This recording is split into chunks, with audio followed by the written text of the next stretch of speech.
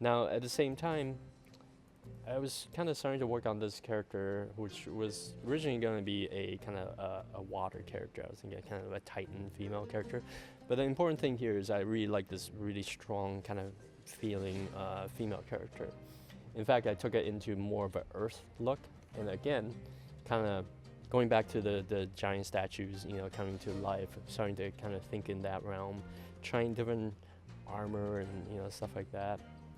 And again, here's like kind of more of, pillars kind of feel, some castle-y kind of feel to it. But this stone kind of rock motif I kind of kept with.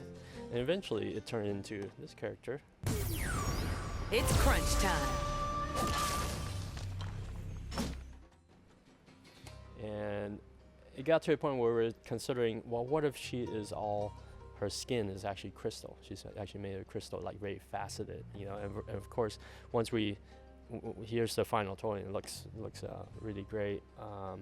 But we actually, again, prototyped it out here in 3D first in Keyshot.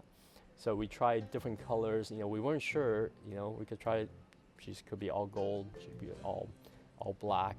But we wanted really to check out, see if the clear, the clear crystal is going to look cool on the character. So again, once we Keyshot it out, we can look around and see, oh yeah, that does look really cool and does feel really, really neat. So we went ahead and make this character and prototyped it. You can kind of see it's kind of one-to-one here.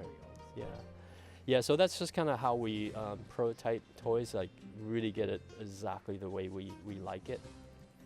So as you can see here, doing different poses.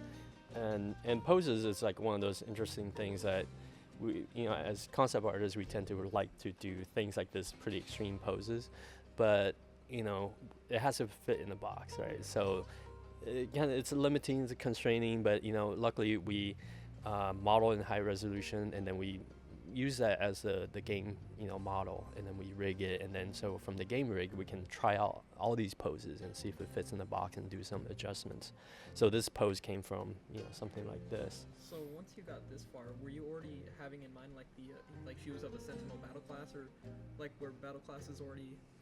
Yeah, it was starting to form. We didn't know exactly all the classes, by the time she was done. But yeah, we were pretty sure that we wanted this as a battle class. So that became, that's her weapon, and that's a big part of what defines her, right? So we want to kind of continue that on. Yeah, so we do Pantones, and we spend a lot of time looking at little Pantone chips, and make sure that it's exactly the way we want it. Even referencing, old toys like Slam Band, we want that crystal body, look. He actually has somewhat of a translucent, body, but in a different color. And in fact, we have this Trigger Happy Gold that we keep calling. Specifically. Yeah, and it's because that Trigger Happy Gold is not a Pantone. Like, it's something that we created. We had the factories mix the right amount of paint together to make this gold. So there's a few colors like that we kept referring to, and we call it Trigger Happy Gold because it works so great. It looks amazing, Is it her hair? Yeah, in this case it's the hair. Yeah, and actually all the gold parts.